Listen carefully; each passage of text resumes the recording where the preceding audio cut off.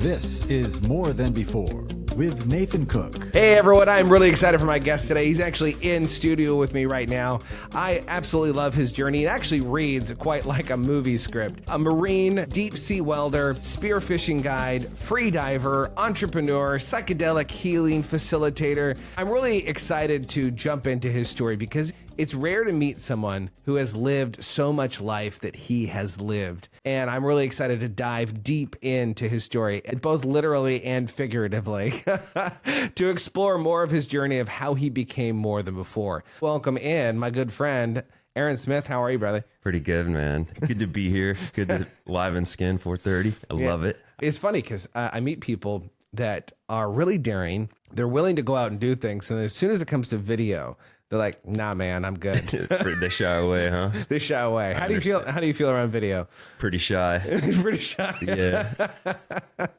Man, I love your story. There's so many cool places where we could start. Let's start here. Where do we meet? Because I think that's kind of a cool story. I wanted to get fit and get into shape, and a good buddy of mine was like, hey, you should do this thing. And he ended up tricking me. Oh, yeah. to get into the pool with him. I thought we were going to swim laps, but no, we're going to spend our life underneath the water. Mr. BK. Yeah, Under the sea. yeah, man. He definitely brought us together, man. He's one of the owners of Deep End Fitness, but yeah, I met him when I signed on to Deep End to be a licensee and kind of try to stand it up in Portland. I remember running our first session and he introduced me to you, and definitely share a love for the water, to say the least. It seemed like the first session we ran, I didn't really know what I was doing, or getting into, but he kind of helped us through that. So that makes me feel better that you didn't feel like you knew what you were doing, because I didn't feel like I knew what I was doing. And then on top of that, I'm hearing your credentials of like deep sea welder and spearfishing person, and I'm just like, dude, this guy's the real deal. Like, what did I do? I did whitewater rafting when I was in college. Like, woo! Yeah, it's I don't know. There are people that you meet. You can tell me if I'm absolutely crazy because of your background, but there's people that you meet that you instantly have this bond, this connection, this brotherhood with. Mm-hmm.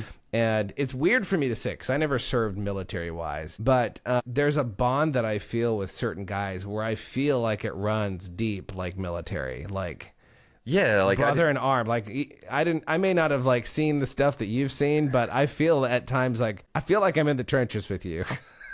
I've never looked at it like that. I always looked at it like, I always call people, guys I meet that I kind of click with, or you're a wild man. And you can sense it about people, just like a knack for adventure or whatever it is. I don't think you need accolades to be a wild man. Like, I think it's a kind of a light you carry, It's just like you got a knack for adventure or a knack for anything, just curious, about the world. Those people just kind of raise your energy when you're around them. It's just like it's a mutual, like, all right, we're going to get into something today. I don't know what it's going to be. Don't die. That's the only rule, right? I can't tell you how many times I felt like that with you. Of like, oh man, what are we getting into today? That's fair. You program a workout, and I'm like, oh, I think we're all gonna die today. Yeah. Try not to be too masochistic about it, but which is funny because you think someone else is really difficult to do their workouts that they program, and then you do one, you're like, oh, this can't be that bad, and then you have people, because I've had people do this that are in classes with us, and they're like, dude, that was literally the most brutal thing that I've ever gone through. Like I've had guys like that. I don't know if I ever told you this, but I had a guy that showed up because you're like, yeah, man, I'm not gonna make it out tonight. We're just gonna cancel class, and he was already out there, and so we ended up going through a workout, and he stopped halfway through the workout. He's like, yeah, man, I forgot I gotta go to something. That's fair. I was like, I know you, I see you.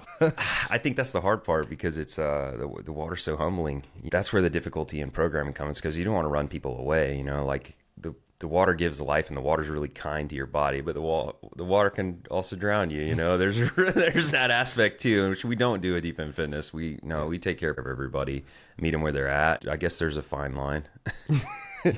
There's a fine line between life and death. It's called the surface of the ocean or any kind of water. Yeah. No. I love that you say wild man, that like you attract people that you're kind of like, which is good and bad at the same time. Yeah. Sometimes you look around and you're like, how did I get to these people? But there is something to be said about this idea of attraction, that we really do surround ourselves with people that are like-minded, that are like us. And this wild man thing is truly like, you look at all the people that are around you, they're wild people. Yeah. I've never considered myself that till I knew you. I was like, yeah, I guess I am kind of a wild person. Man. Is that something that you've always had in life? Like, who were you growing up? Douglasville, Georgia. Take us back there. What were you like as a child? I was kind of a chameleon. You know, I moved around my whole life with my family, and my mom was in the military, and so was my dad. They were both in the Army. Mom was in intelligence, and my dad was groundside. And so, you know, we moved everywhere from Colorado to Germany to Kentucky to Florida to Georgia. All over. We settled in Georgia, though. It was interesting moving around a lot because it made me very good at mirroring people. That's a good tool to have if you're trying to meet people, you know, and it kind of made me an extrovert because it's just like, it was what I was forced to do. Like, I had to meet people all the time. Not on purpose, but I found myself with different groups of people in my school. It was like I could relate to everyone. I had a little piece of something that related to everything. So it was just like, it made it really easy to bounce around and just fit into all the different crowds, man. Yeah. And like, I loved them all. What was school for you? Was school kind of like a playground to explore social and like interactions, or were you actually a good student?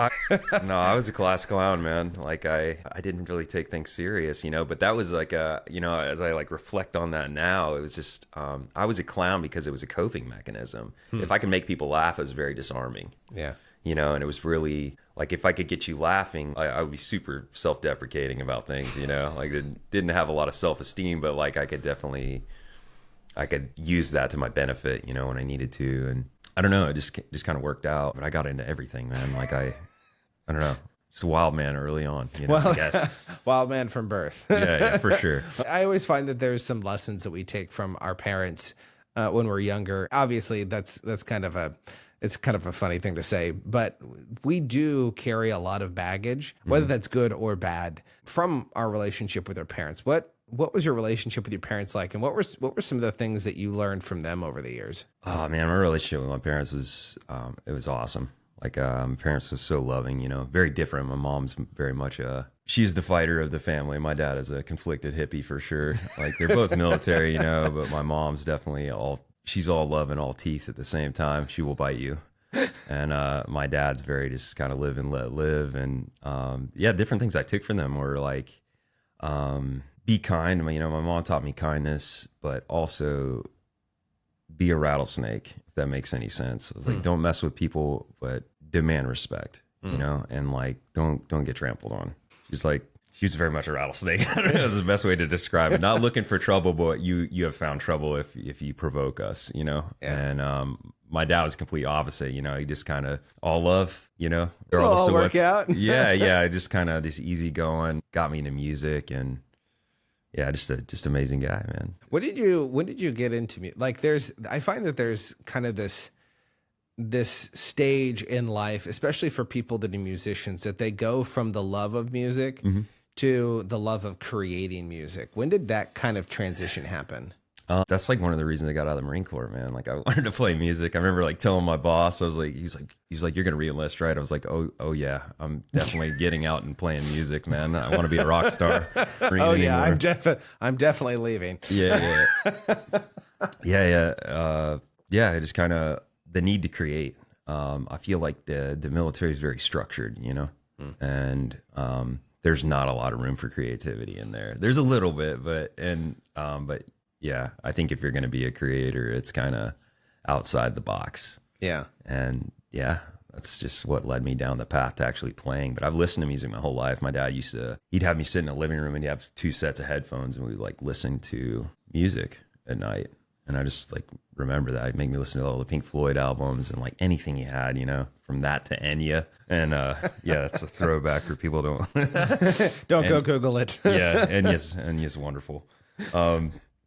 No, but I just remember, you know, listening to music with him all the time, and everything was cool. Like he didn't, I love my dad because he's like, he's not trying for anyone. Like he's just like, if it sounds good to him, it's good enough, you know? And like, just amazing, man. So he could take in everything. And like, he kind of sent that down to me so I can listen to all kinds of music.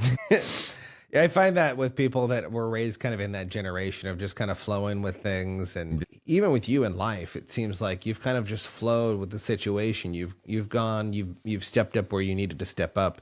Yep. So 17 years old, you enlist into the Marines. Not exactly the thing that everyone goes, I'm going to do this. That's not true. I know lots of guys that are like, I'm going to go into the Marines, but they don't end up doing it. They don't. Yeah. Especially at 17. What led you to do that? Like, what was going on in your mind at that point? All my friends were going to go to school.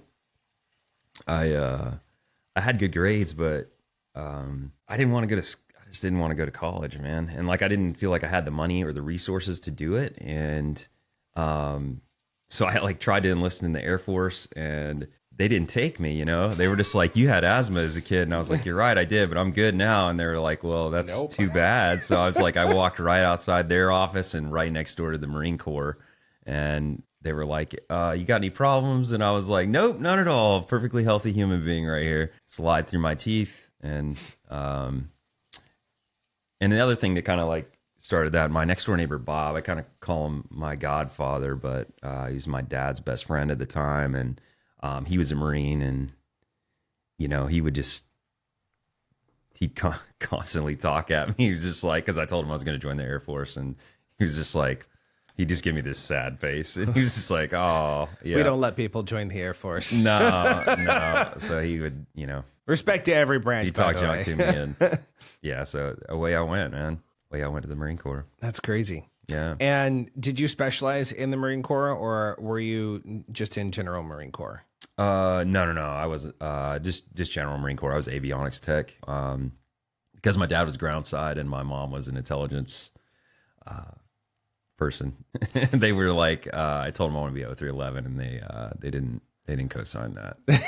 They're like, no, so, absolutely not. Still 17 years old. So, they had some saying that. For sure. They had a lot. And I tried to run that back with them, but they just like, they weren't budging.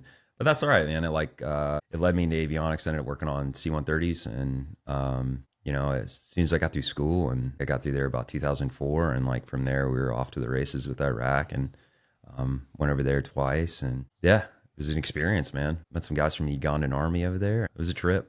Definitely not in direct combat, just hanging out on Al-Assad, working on planes and living life, man. Yeah. Supporting the war, you know? What were some of the early memories that you had kind of going into the Marine Corps? Were there any moments of like, what have I got myself into? Like, I think I may have bitten off a little bit more than I should have. No, I never felt like that. Like I was, I don't know, I was a ball of excitement. Just, yeah, happy to be, you know? Yeah, it was really strange because you know, for me, it was just like I was super young. Like I think back now, I was like, man, 17, 18 years old, you know, I had no idea what I was doing over there. And I remember doing, just sitting on a security post with a guy from the Ugandan army who was like 44 years old, you know, and this guy, he was legit. I was like, oh, this guy has fought some fights, you know, and like he even said it. I'll never forget that guy. His name is JJ, but I was like so far away from him. I was like, I could be my dad, you know? Yeah. And just being out there with him was cool. What were some of the lessons you learned from JJ? To live every day to the fullest, man. Because like he lived his life like he was not promised tomorrow, and just to really appreciate what you have, you know, even if it's a little bit, you know. It's just like, I don't know. This is coming from a guy who didn't have a whole lot, you know. He provided for his family by serving in this military, and like. You know, I don't know too much about Uganda, but like they've been in civil war for a long time. Yeah. It was really interesting for his perspective, you know? And then just, yeah, outside of that, they put me on security because I was not smart enough to do my job yet. I was so new. It's like, you're going to go do this for a while, you and this group of people, you know? So they sent us over there to do that. And I was like, oh, some sweet. Yeah. Cool story, bro. Yeah. But yeah, you know, I got out of there and went back in 2007, I think, and then I was actually working on aircraft and stuff, and that was a little bit different, but not a lot of sleep. It's like 12 on, 12 off, you know? Yeah. And doing a job that I didn't care to be doing, really. I realized that it was like, okay, avionics is not my specialty. Might be somebody's specialty, but it ain't for me.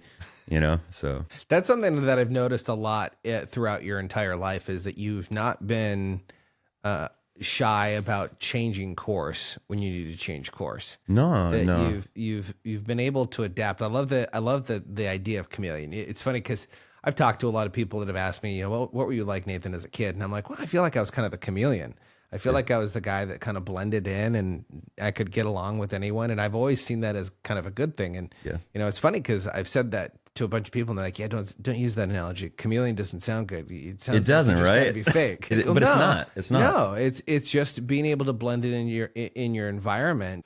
I think that's one of the things that both you and I have in common is that we both are pretty decent at a lot of things. And it's a connection point for a lot of interactions that we have with people. How has being multifaceted allowed you to connect with people? Because a lot of people say, well, just master one thing, focus on one thing, get really good at one thing for your entire life. That's the only way to be successful.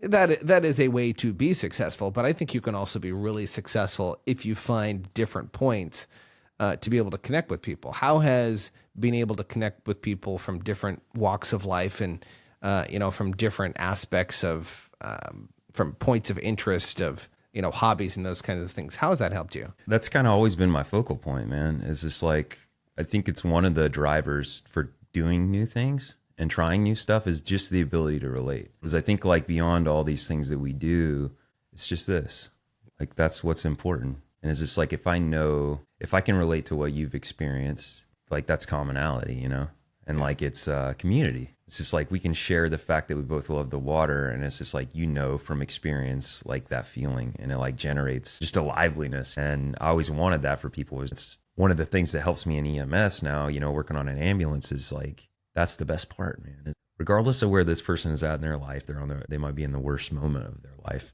And like, I'm in the back of this ambulance with them, and like, what are we going to talk about? We're going to talk about sports? Probably, maybe. But like rarely. It's just like this person don't want to talk about sports right now, and I don't follow sports. I've never been nothing against it, man. I love sports to death, play all kinds of them. I just you're enough to be stupid. Like when you're in a conversation, you're like, yeah, I was dribbling the ball and then threw a touchdown. And people are like, oh yeah, we found you out. And I'm the worst. I can't spectate, man. Like I hate watching people do things that I like to do. Like there's I just can't do it. But I don't know. It's just like it helps that, at the core of it. It's just like you have a story, and like when I can relate to that, man, like the energy raises. You just don't get a blank stare, And I don't ever want to give people a blank stare when they're telling me about something that they really love. I want to relate to that and just and be able to live through their process, Love that. It's so good. So you get out of the Marine Corps, and where do you run? Oh, dude, I got out to play music, right? So my friends had a cool band. I just kind of jump in with them and start playing music and realize that like, man, while this is really cool, you're really broke. And it was just like, I'm working side jobs so I can stay out all night so we can play music or practice or whatever we're going to do and start playing shows. I struggled, man. Like I probably worked 3 or 4 jobs, different ones, like throughout this process. And it's like, I'm back home. And I love to party. Like I just like, I mean, everybody who knows me knows that. It's just like, I love being around people so much. I mean, it's such an extrovert, and because I get energy from it. And it's not all about me. It's just like the experience of it all. I realized after a while, like that doesn't serve very well for longevity, So it lowers life longevity. Yeah, man. That after a while, I was just like, I got to change things up. I had a close friend make it through the MARSOC program, Marine Special Forces or Special Operations. He was trying to convince me to get back into actually, because I was about that. I was just like, man, I'm about health and like just driving things to the edge, And so I started doing kind of like a train up, working with the 4th Recon out of Marietta, Georgia.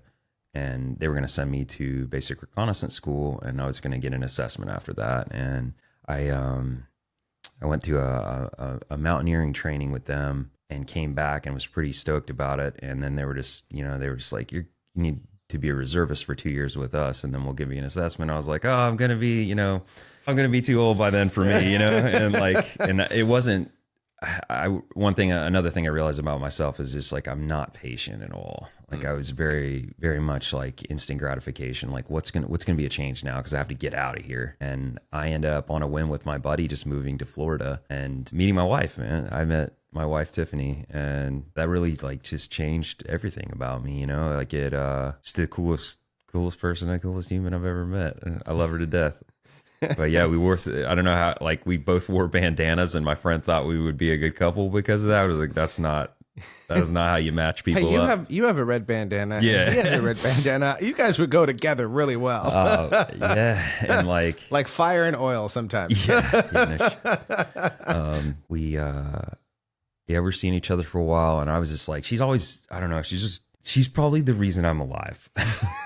Like not kidding, you know, like that person, she's kept me on a good path, like since meeting her. And, she's the one who led me to underwater welding. Like I was like kind of really down and out and like, didn't know which direction to go. And I was doing doing side jobs, working in aviation again. And, just really misaligned, man, mainly because I like working with people more than I like working with machines. But my background has always been fixing things, you know, and I was like, I got to change this up. She's like, I went diving with her one time. She was scuba certified and went diving with her and her stepdad. And she's like, maybe you should do underwater welding.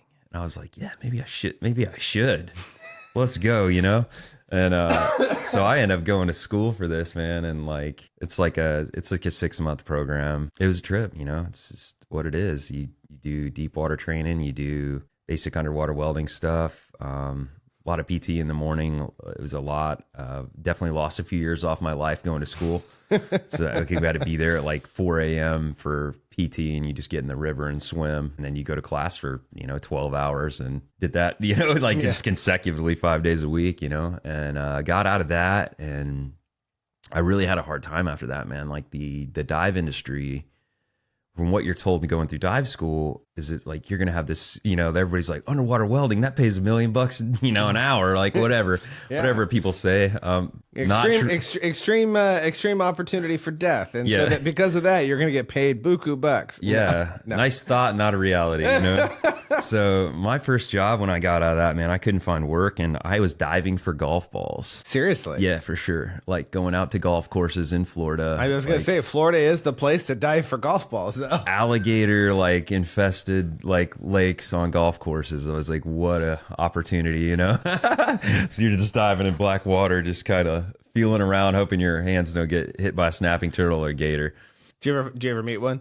No, I mean, I've seen them in the water, and like I would get in and just be like, oh, cool, I'm the only one out here. So if something does go sideways, it's just me. I was like, this is the greatest job ever, But I had a real God moment, man. And it was interesting. I was like really down and out. So I'm doing this. I'm working in a restaurant, and like out of dive school, and just the only job offers that I had were making like $10.50 an hour as an underwater welder. And it was just like, what did I do? I just spent $30,000 on this, but I was smart enough to go get my scuba certification too, as a dive master. The God moment came in, really down and out. I took a chance on myself, and I looked up what's called offshore dive charters with Dan Lindley, and he ran a dive charter out of Jacksonville, and I remember just walking out on this dock, asking this guy for a job. I was like, hey man, I know you got a dive charter. I'm a dive master. And I was like lying through my teeth. I was like, I'm pretty experienced, and know what I'm doing. That's how you get into it. Yeah. And like, he's like, well, my dive master didn't show up today, man. He's like, jump on board. And I showed him my certifications, and like, so I went out, as the dive master. So I'm like in charge of taking care of some of these people, and like under his wing, obviously, and the deckhand that was on board. And man, my first day, but it was all me, that's where the God moment was. It was just like, it was me and God, it was just like, I took a chance on myself, and it like worked. Little did I know it was going to be like the craziest day of my life. So, we go out, and I'm nervous as all get out. And like my job is to actually set the anchor. So we're going like 12 to 20 miles offshore, which is like, I've never been that far offshore. You can't see land anymore. It's like, we're on this big boat. There's a whole bunch of people that are super pro and got all their gear and stuff, and me, and I'm like, I know what I'm doing. Yeah. Got all my stuff from school, and The deckhand hands me the anchor and I like jump into the water and they're going to drift me over this wreck and drop me in. The first thing that happens is my mask flies off my head and like immediately start hyperventilating underwater because this anchor's dragging me to the bottom. Was smart enough to like reach up and I like grabbed and I caught my mask. So I was able to get my mask back on as I'm trying to equalize and getting sunk to the bottom of the ocean and not panic. And which, by the way, for those of you that don't know what equalizing is, what happens if you don't equalize? you just blow your eardrums out. It's painful. you hear a squeeze pop, and that's all she wrote. You got to go to the hospital. Yeah, it's not good. No, it's not very fun.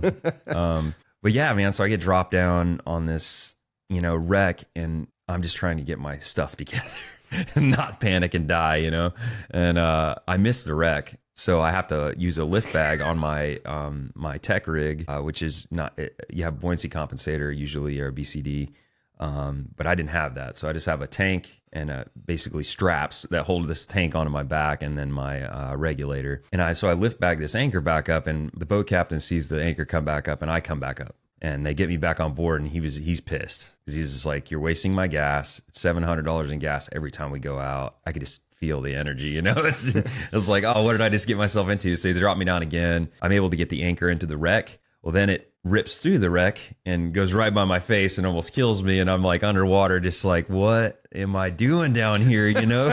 Oh, so I have to float this thing up again. And like, again, just death eyes, just daggers, from everybody, and everybody's pissed. And so the third time's a charm, I get this anchor into the wreck and I go back up. Doing good. I was like, all right, back up on board. Everybody's down spearfishing, and people start coming back up. I'm in charge of taking their spear guns, and like, there's two kinds of spear guns. You have a traditional just one that shoots a spear, and then you have powerhead spear guns, and those shoot like a 357 bullet. So you're shooting fish with bullets. It hits the primer on the bullet shoots out and kills fish. One of the guys on the boat, Major, was Dan, the boat captain's best friend. He comes back up on board and he takes the cartridge off the spear gun and puts it in his sleeve. And I don't know anything about powerhead spear guns. So I'm like, cool, man, do what you do. And I grab his gun. I was like, good job. And he like hands me his fish, gets back up on board, sits down. I go back to what I'm doing. Probably like 30 seconds, a minute later, like a gunshot goes off. I like look back and there's people on board laughing. And I'm just like, I don't know what to do with that, Yeah. So I'm like, okay, cool, man. Experience. Gunshots are a bad thing, especially in the middle of the ocean. So like, I'm just like, what happened? Whatever. I go back to what I'm doing and I start seeing blood trickle down the deck of this boat. I turn around, man, and he's in a chair and he took the top of his wetsuit off. And what happened is the cartridge, it got primed and it shot the bullet through the backside of his right femur. And he's bleeding. But this is a dark-skinned guy, man, and he is ghost white. I walk over to him and, I'm like, Major, you okay? And he's just like, I just want to go home. He's just repeating himself. He's in shock. Yeah. I'm like, oh no, this guy shot, and I didn't see an exit wound, so it was hard to tell that, like, I kind of pieced it together later.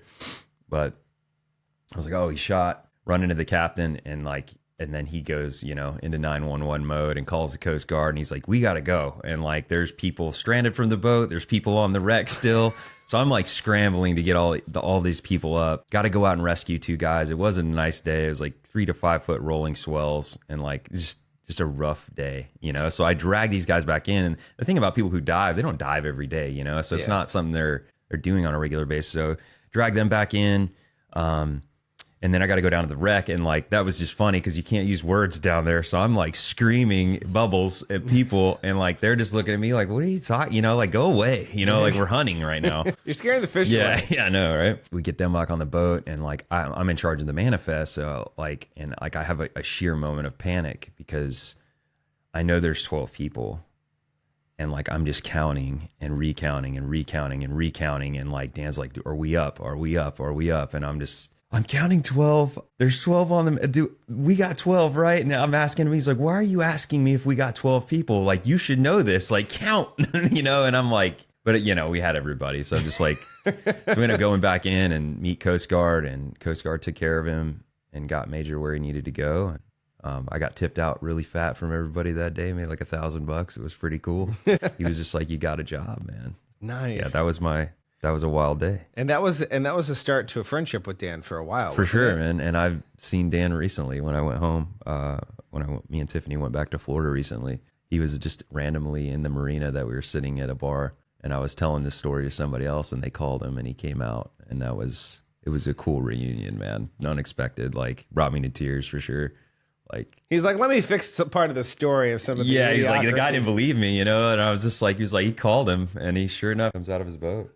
That's so crazy. Yeah. Have you always had an affinity to the water? Because I feel like the water just calls to you. In fact, I've heard you say that the water is therapy. Very much. Like it's very much a healing tool for many people. What has been your relationship with water throughout your life? Yeah, I've been in it my whole life. Like I can remember being 3 years old in Germany at a place called Swimbad, and my dad making me jump off high diving boards, as a toddler, you know. And I just remember like standing on these diving boards and going to this massive water park. And like from that moment, it was just like I love the water, you know. And I've almost drowned a few times, I have a drowning, like my mom. I came off a water slide and I'm underwater looking at my mom, and she didn't know I came down the slide. So I'm like under there, just like, oh, I'm gonna die right now, you know. And I'm like, oh, she's not gonna pick me up. This sucks. What a way to go. But no, man, it's like a talk about a feeling of abandonment. Oh, dude, yeah, got some issues there probably.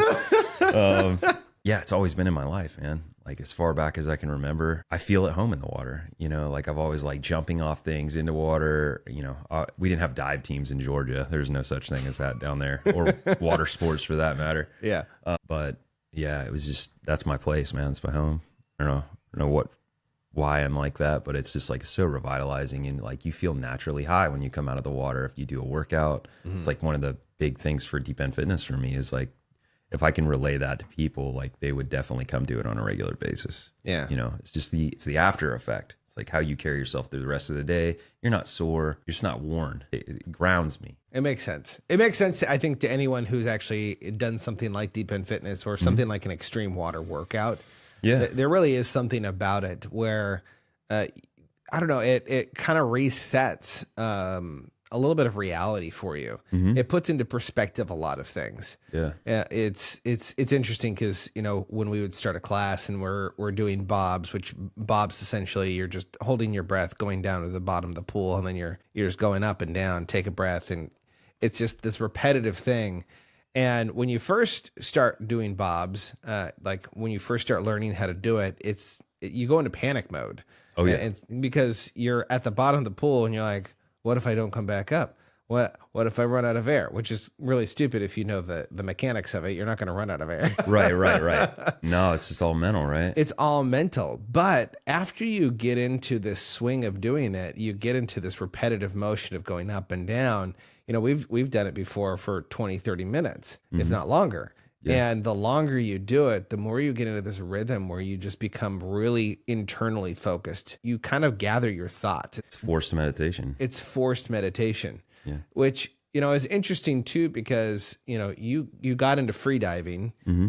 What led you to free diving? Because, you know, it kind of has this apex of getting into the water, and then all of a sudden you start really finding yourself, I feel like, because of the water. Yeah. How did free diving come into play? Like I'd been out here for a while, and I was working in Oregon City at a paper mill. There was a free diving shop down there, and it was just like, I've always been a water person, and I just stopped in there, and I met this awesome guy named Dan Simrad, and he ran it.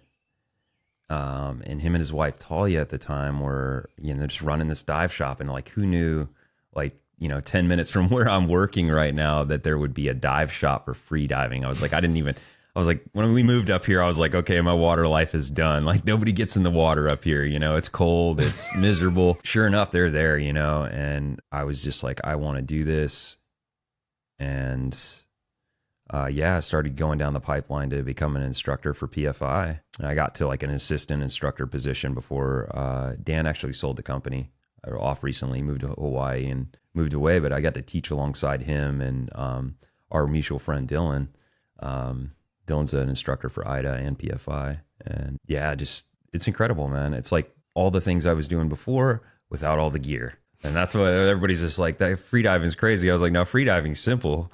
Like free diving, you just hold your breath and go down, you know? I mean, there's a lot more to it than that, but it's just like at a baseline, it's you. and it's like what you're talking about, it's forced meditation, man. And like I don't think a lot of people know that. They think it's just like, that's just crazy. I was like, no, it's complete control. And it's just like, that is control over your mind is like a beautiful thing. It's like when you can quiet all the things, it's not, I feel like it takes forever to get to mastery, but like people who do it the best are masters of their own mind, Yeah. Masters of the panic button, as we say. Well, there's a surrender that kind of happens with it. Yeah, you understand kind of your ability and where you can push and where you need to pull back. And there really is an awareness that happens when you're in the water. Yeah. Which is kind of crazy. And it's hard to describe unless you've gone through it. There's it's not as crazy as it's going to sound, what I'm about to say, but you and I have experienced something that majority of people don't really experience, I would say, in the world. Shallow water blackout. I had an experience with a shallow water blackout where essentially my brain just said, no, you don't have enough oxygen. We're just gonna cut everything off, and we're just gonna go into salvage mode. Do you remember the lights going out? I do. I remember so crystal clear, and it was weird. It was the most relaxing. I cannot even say there was a moment in my life that's been more relaxing than that moment. And I remember talking with people that watched me when I was doing a 50 underwater 50 meter crossover in a pool, and I was almost to the end. I was almost there, and I was just so relaxed and gliding through the water, and the people that were watching me, they're like, yeah, like you just look so peaceful, like you've been down there for days, like you could have been, like you could have done an extra 50.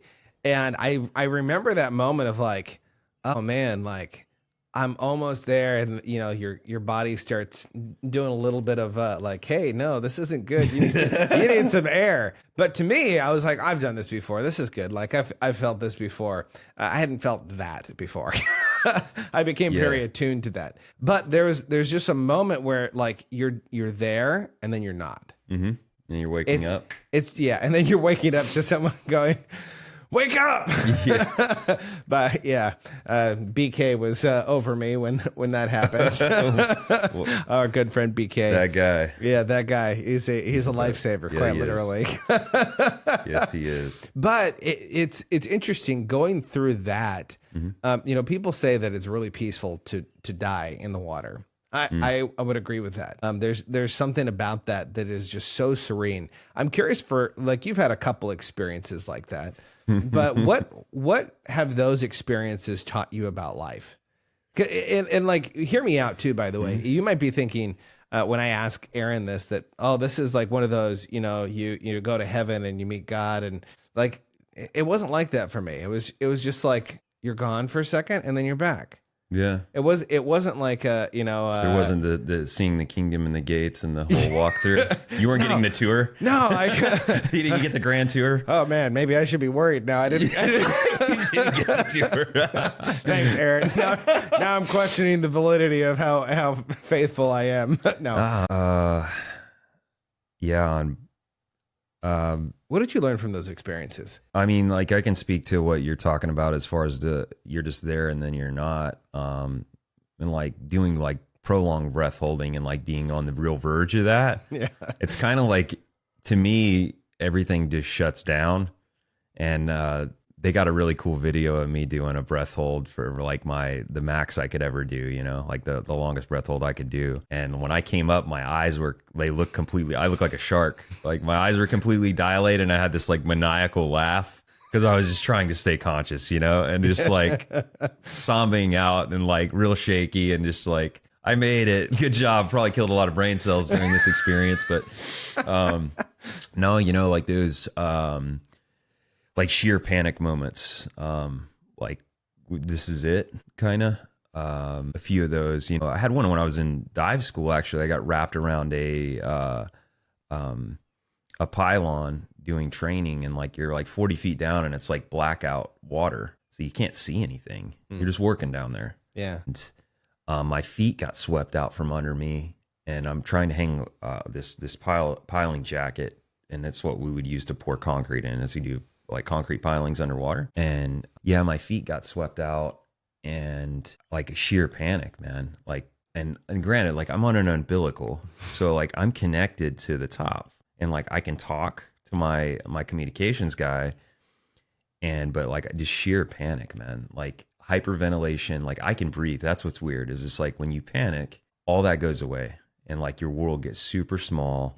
And it is terrifying, dude. Like you feel like you can't breathe and everything just shrinks in, and it's just like no matter how much you breathe in, it doesn't matter, and it just keeps collapsing in on itself till you stop, you know. And it was just like eventually, it's weird. I'm seeing like photoluminescent algae and stuff in the water, so I'm seeing these streaks, and I'm like, I'm gonna die.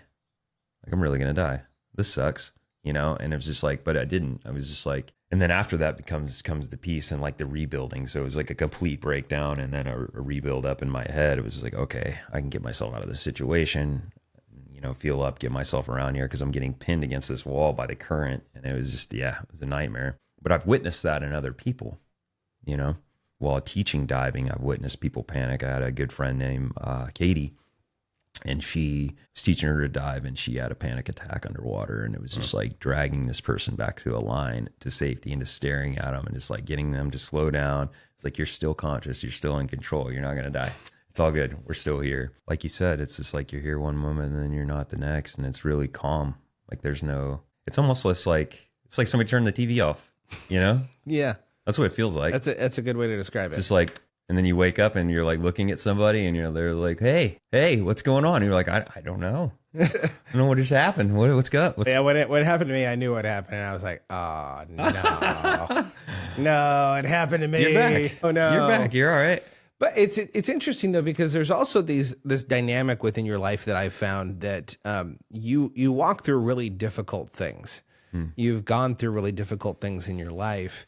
And it's allowed you the ability to speak into other people's lives and to really become a guide for other people to overcome and to walk through some really painful things. What has been your relationship with pain and suffering? Because pain and suffering, I feel like, is something that we've talked about a lot off camera and just in life, of just, you know, what's the point of suffering? Because there's a lot of people that suffer in life. What have you found to be the purpose of suffering in your own life? I want to believe that suffering always has a good lesson at the end of it. What I've seen on the anvils is that that's not always the case with everybody. If anything, it teaches you that you are in a lot of cases, you are in charge of your own suffering. Like, and I think it's that whole analogy, like pain's inevitable, but suffering is an option, you know? And like that is one of the truest statements I've ever heard.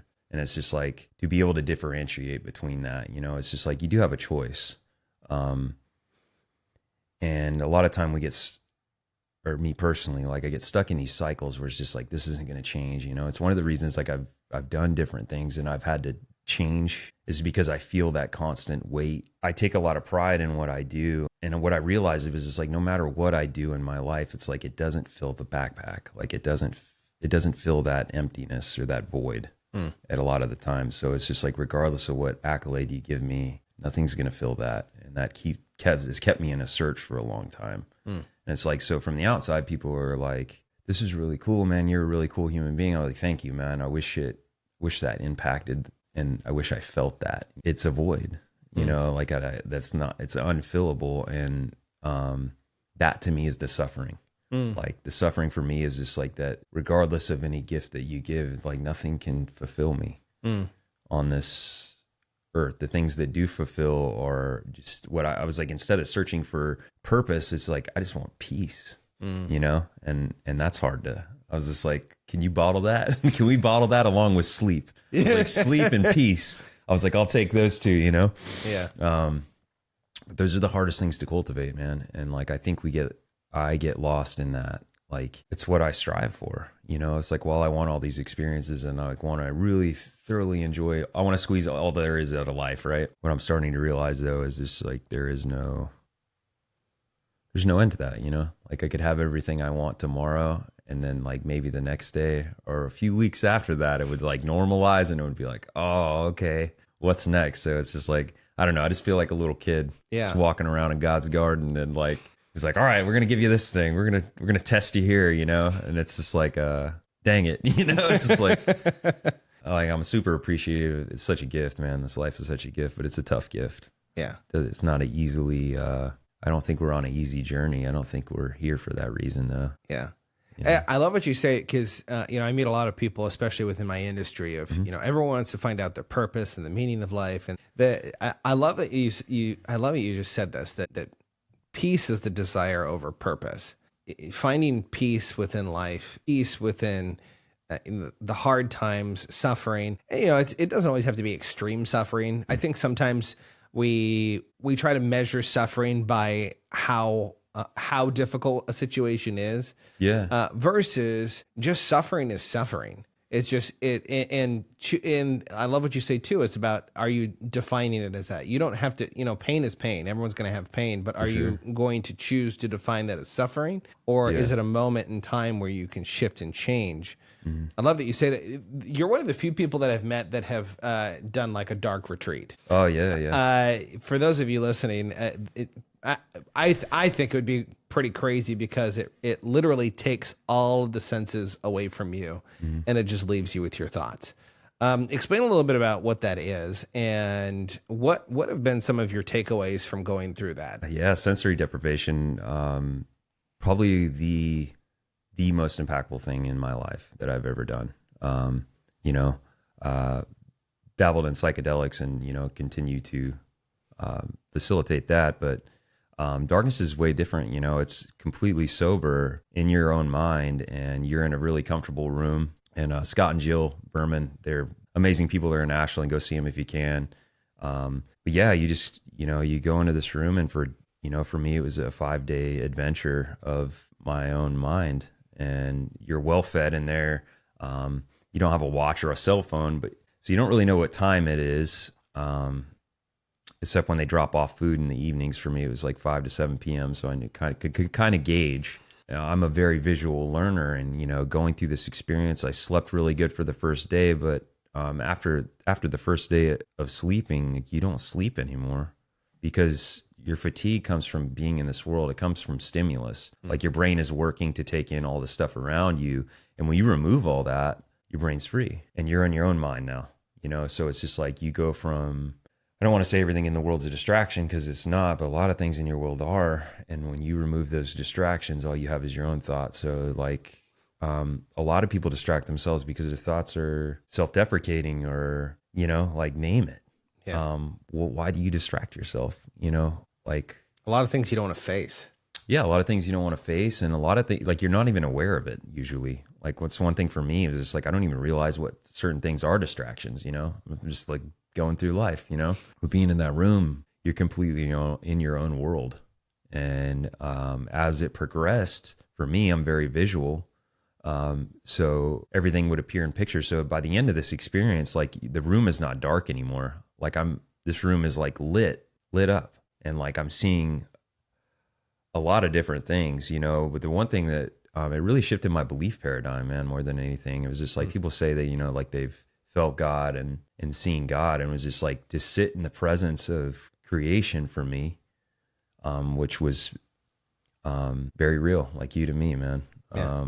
And there was two presences. There was a masculine and a feminine side of this presence, and the masculine was in the visions that I saw while I was in there. I get too psychedelic with this because it's pretty much what it was. Like it went from 0 to 11. Yeah, the dial was way past 10. Which is crazy for a lot of people to think about that because Yeah. it's you're not taking anything. You're just in a dark room. Yeah. And it's exactly what you said, sensory deprivation. And I think you can also, not that I've done that specifically, but even breath holding, like there's a certain euphoria that kind of comes from that. And our bodies are pretty crazy like that. Yeah. That you experience that. Yeah. And the euphoria just builds in there. It's in waves. Like it started out really small. And by the 5th day of this, like I really wanted to come out of that room. And you're not stuck in there, by the way. You're not locked in this room. Like you can walk out at any time. You'll be on a 100-acre property on the side of a mountain. It's serene. It's beautiful. It's a perfect place to do this. But through the progression, like I was dealing in my own thoughts, and like what it does is like when you don't have a distraction anymore, you do have to face the things about yourself that you don't like. Because usually you can just pick up your phone or say, what time is it? Or go brush your teeth or eat something or work out or name it. Go to work. It's like, take away all that now. He's like, what do you do? Okay, cool. Your schedule took an hour and a half. Like the reality is you could probably do everything you need to do today in an hour and a half. And then now what? Now what are we going to do? And it was like, you start to realize it's like, man, you really program your day. You just fill it.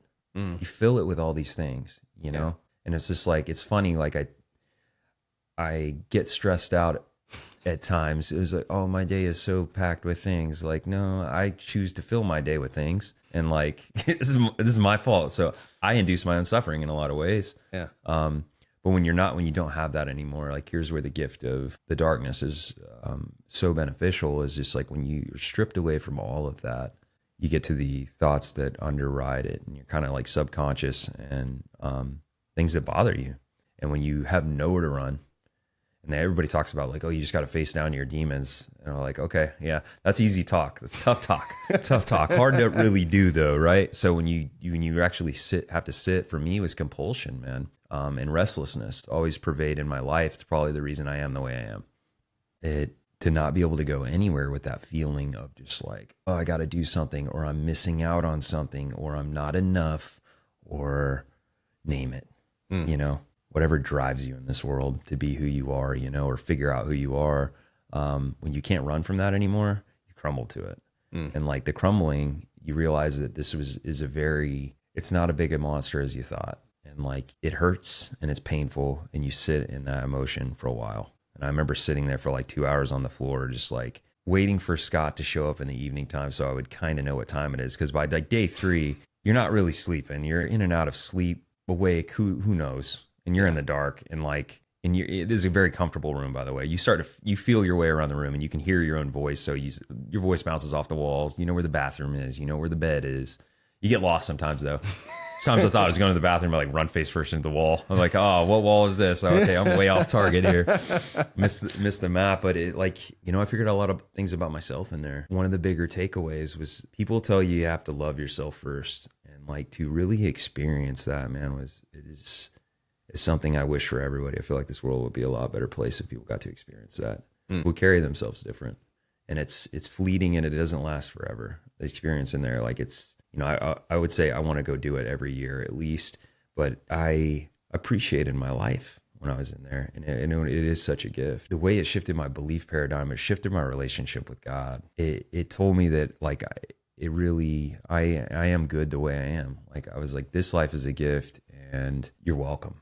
And this is an awesome feeling, you know. And it's just like I'm here, you know. Like more than anything, it was just like. To feel that, it was just like this presence, whatever created us, is like, I'm here with you, and you're not alone through this, but don't get off the roller coaster ride, you know? Like you asked for this, you know? And like a lot of people say, I didn't ask to be here. I didn't ask to be alive. And it's just like, it's a ride, you know? Yeah, it's been interesting to know you over the years, especially more recently, kind of with what you were talking about of just being connected with God. That's been a journey for you throughout your life. How has faith really changed for you throughout your life? From you know, what was faith like as you're growing up to kind of where you are now, where you're really owning your faith? I think my faith as a kid was pretty non-existent, man. Like I grew up in, you know, going to different churches and stuff, Baptist, and my parents ended up converting to Catholicism, and good on them, man. Like I think I understood the community aspect of it as a kid. I just like I was too fixated on everything around me and like just living and like experiencing it all, that it was just like, I didn't feel like church I just couldn't vibe with it. It was really strange for me. You know, it was like, I wanted to believe it. And like, I've always known that, I've always felt like it, you know, God's real, you know, like, and I say that because in my worst moments, from when I was a kid to now, when I'm the most scared I've ever been, when I was terrified, it's just like, okay, what do you do when that happens? It's like tough talk when you're, you know, riding high and like life's going good, but who are you when you're scared to death? You know, it's just like, you're praying for a way out, you know? Yeah. You know, I've had a few experiences doing stupid things in my life where it's just like I came really close to death. And in those moments, I made a pact. I was like, oh, you're real. This is real. And I was like, don't let me die in such a stupid way. And I was like, I will redirect my life, you know? And it's like, so I've had all these moments, and it's like, I still battle with it though. Yeah. Which is, it's insane. You know, it's just like, you know, the whole saying, like, ye have little faith. And it's so funny. Like, I always hear that playing out in my mind when it's like I'm going through a tough time, and it's just like I want to get angry, and it's just like I don't understand. It's just like, oh, but like when you've prayed for mercy, it's passed. You know, like those moments have passed, have they not? And it's just like, yeah, you still don't have faith. Yeah. You know, and it's just like it just comes and goes. You know, and I think it's a constant for me. It's just a constant trying to remember. You know, it's just like, oh yeah, you got me. You know, I'm batting 1,000. Here I am. Like, I'm about to turn 40 this month, man. Like, turned 40 in a few days, actually. And it's just like, I think it's like there's days I want to get off the roller coaster, and it's just like, no, it's like you've got to live. Yeah. You've done some living. Yeah. You know, how is it? How's your life going? You know, it's just grown stronger over the years, you know? Yeah. And I think it does because you think more. I think you're just engaging the world when you're young. And then as you start to age, you start wondering more, you know? It's just like I have more questions now than I used to have, you know? Used to accept the world as it was, and now it's just like, well, this world's kind of crazy. just a little bit. Yeah, we're kind of off target. Are we on target? Is this how it's supposed to be? That was another thing that came out of the darkness, man. It was just like one of the most powerful lessons was a voice that told me that you are good the way you are, and the world doesn't need to be fixed. The world is how I made it, and it's not your burden. You don't have to carry that, you know, because my wife knows that about me a lot more than anybody. Is just like my pack's heavy, man. Yeah, you are a massively empathetic person. Like that word doesn't even do justice for you. You just feel things. Like you know, I've known you for a couple of years now, and that's something that I've noticed about you is you truly do feel what other people are going through. Like you physically feel it, whether you know that's physical pain or whether that's the mental anguish that people go through. You really do empathize and you feel those things. Yeah. It's how I connect with people, you know. You know, they say suffering's a choice, man, but like seeing people suffer sucks, man. And it's just like you feel for them because like on one hand it's just like I want to help this person, on the other hand I was like I can't help you. I can't. I can do things that mitigate that suffering for a moment, but I can't change your story. And like it's like a very hard thing to sit with sometimes, you know. And that's where my backpack gets heavy. Is just like, you know, I stared in this lady's eyes the other day, and like probably one of the hardest situations I've ever seen a human being go through, you know. All I can do is show up. Yeah. And I can sit here and I can witness it, and I'm witnessing you go through the hardest moments of your life, you know. And I don't have a solve, and not having a solve was enough. And it was just like the late, you know, she was just like, you know, it was a small thank you on a gurney and in a hospital, and knowing that the situation's probably not going to change. And I was just like, you know, I was like, you have to fight for your life, dude. I was like, I can't do it. Yeah. And I was like, I'm here for you now, and I'm witnessing it, and I feel terrible. I feel terrible for you, but I was like, you are strong enough to do that. Yeah. And I was like, no one's told you that. And like, no one's like seeded that in you. And I was just like, and I don't think anybody can. And I think that has to be built by yourself. You know, the whole pull yourself up by your bootstraps, I think is like good, tough talk sometimes, but not reality. It's like, we think we do it all alone, but we don't. Yeah. We don't, man. It's so important to have a community. It's so important to surround yourself with people. In fact, you know, even looking at your journey of everything that you've gone through, it really is surrounded by community. Yeah. You not only, and we've talked about this before. It's not just that you find community, but you really do build community around you. And you know, I want to ask you this because I think that this is kind of a big question, and I don't know if necessarily you have the answer to this. But you know, what do you say to the person that tends to carry the world on their shoulders, everyone else's problems, and they just can't let it go? You know, you know, especially with people that are in emergency services, where it's really hard. It's easy to say, like, yeah, when you step over the doorstep of your house, then you just leave everything behind. You leave work behind. That's not really true. With therapy or anything that deals with anything emotional or pain, what do you say to the person just that has that extreme capacity to empathize with others and just can't shut it off? They want to help the world, but they can't, right? Because at the end of the day, everyone has the choice to make improvements. They have the opportunity to become more in their life than they ever have been. But a lot of people choose not to grow. A lot of people choose not to become better. What do you say to the person that empathizes so much with people that want them to become better, but they don't have control? There's a fine line between empathy and enablement. And it's understanding that, it's a difficult thing to understand, In my life, it was just, it's shown its face so many times. It's good to care deeply for other people. I look at it as just like, I will show up for you forever. I will. I'll be here. And I'll walk with you through whatever you want to go through. But you got to show up too. I was like, you got to show up. And I was like, I can't walk for you. I just can't. I was like, I wish it was that way. And like, as an empath, like I wanted to be that way. I was like, I want to fix your problems, and not for me. I want to fix your problems so you don't have to suffer. Yeah. But I can't. Yeah. I can't do that for you, because that's not what I was put here for. I was put here to walk through this stuff with you. When I was writing music, it was just like, I'm thinking about, I was playing music yesterday, and it was just like, people who show up and walk through the gates of hell with you and they don't ask for anything. It's like, they're doing that so you can see that ability in yourself. No, it's not so much about them. It's like, I'm here for the ride, man. And you're not alone. We're going through it, but let's go. Yeah. Like, we can't stop. Can't turn around. Yeah. It's like, we're already here. And it's just like, and for people that just like feel deeply for other people, man, it's a heavy backpack to carry. But it's really, there's a lot of stuff out there that's just like, you got to take care of yourself. And like, what does that mean? Yeah.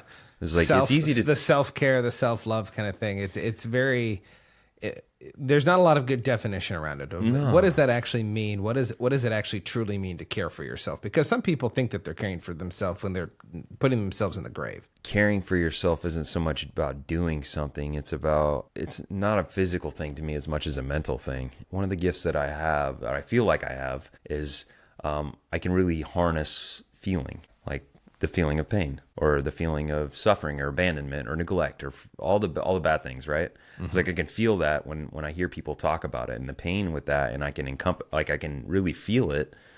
But you got to be able to set it down, And it's just like, that's not your reality, Yeah. It's like, you can almost bring feelings to life, man. Like, that's why emotions are so powerful. I don't think, like, we don't understand so much of what an emotion is, and there's a lot of people out there who just have the ability to like manifest that, like anger, like, you ever think about things like you stew on something, Yeah. and you get really worked up, you start spiraling out, and then like, before you know it, you're in the kitchen eating something to self-soothe.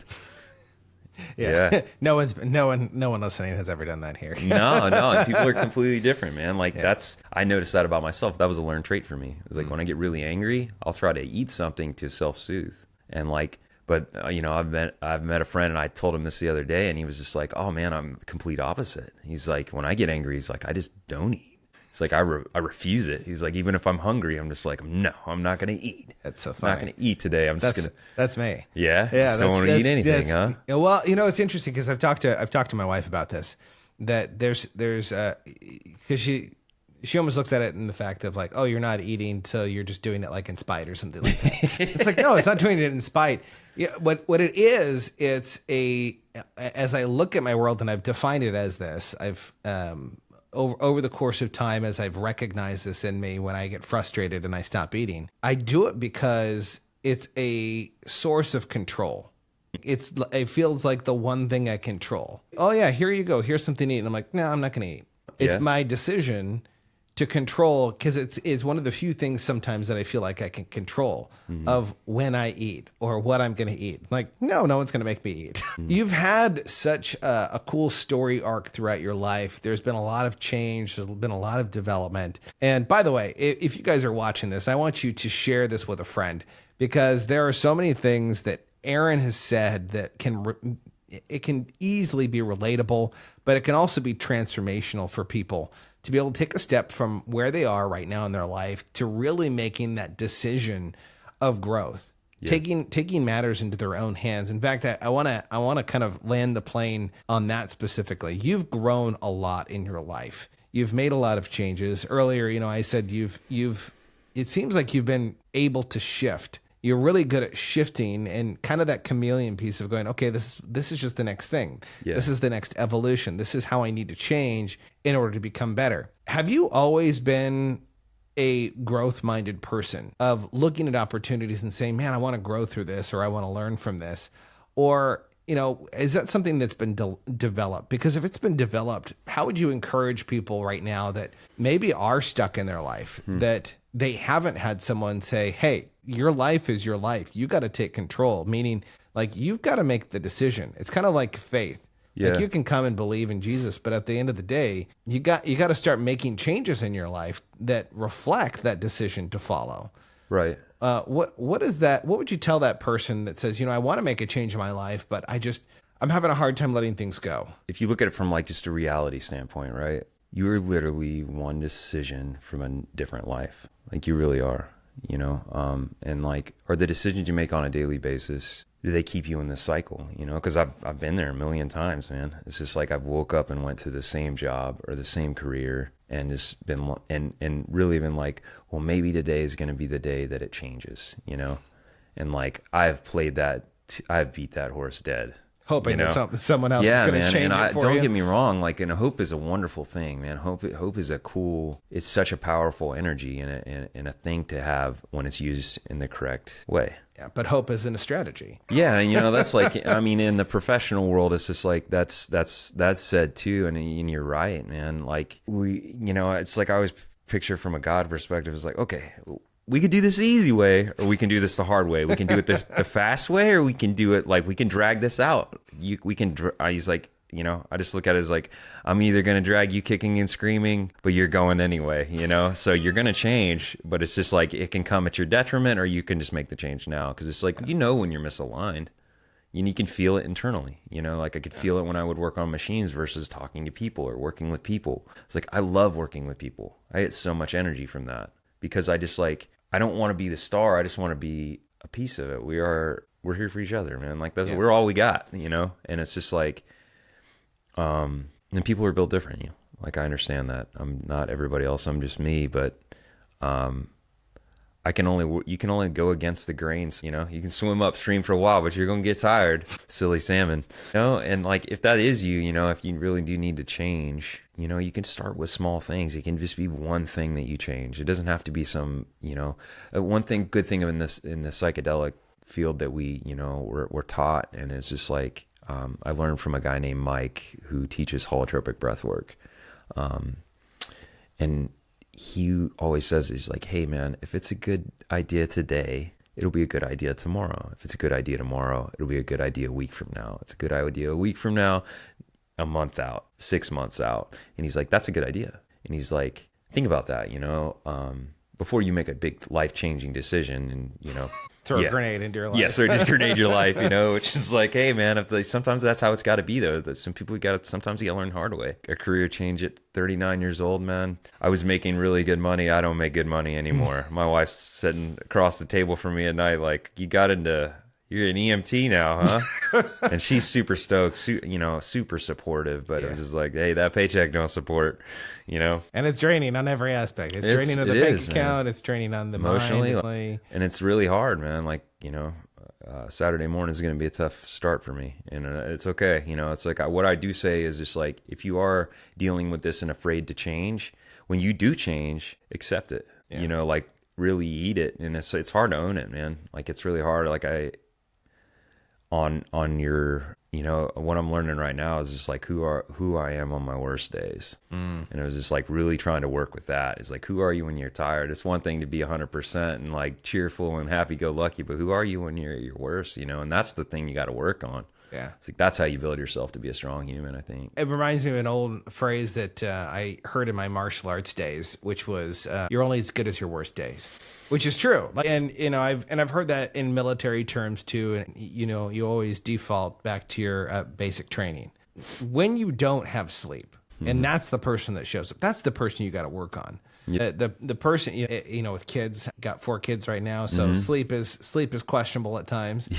And then, doing the podcast and, inviting crazy wild men over at, 4:30 in the morning to record. That's right. That's right. There's a level of like, who am I going to show up as today? And it's a decision where you say, okay, so even if I don't show up today as 100% the best version of me, how can I make that version just a little bit better? Yeah. How can I be a little bit more attentive? How can I be a little bit more patient? How can I be just one iota better? Yeah. And I think that's something that's really cool about you that I've always loved, is the fact that you truly do want to grow. You want to be a better version of yourself today than you were yesterday. And it doesn't have to be a huge change. You don't have to grenade your life every single day. No.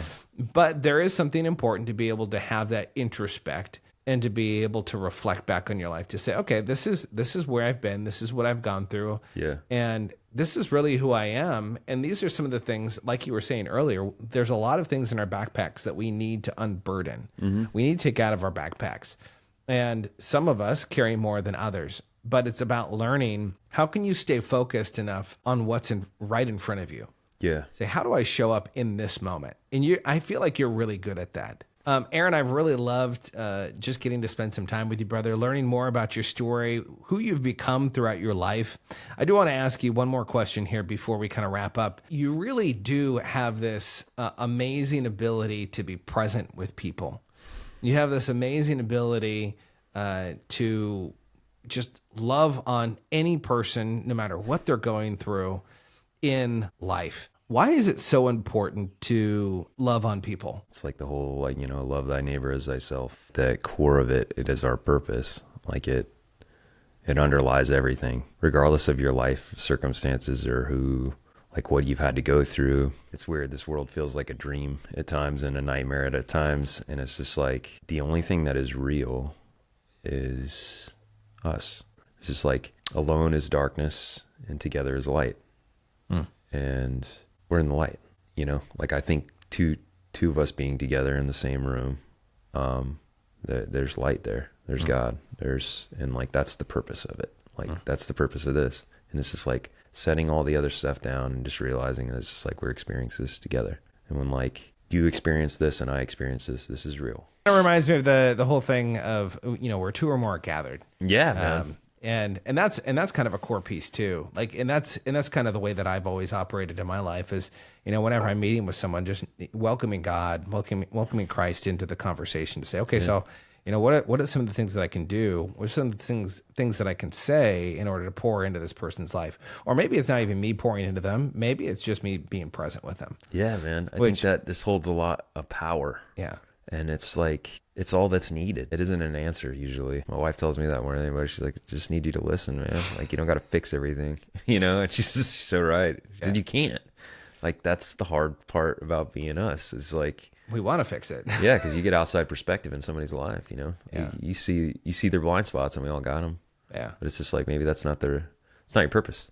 Like, purpose is just to be. So often in my life, there's moments where I'm like, man, I really want to be able to help this person, fix this person, and you fill in the blank. And at the end of the day, God just says, no, just show up. I didn't call you to fix the person. I'm there to fix the person. Christ is the propitiation. He is the final covering for someone's life. He's the one that's supposed to guide people back.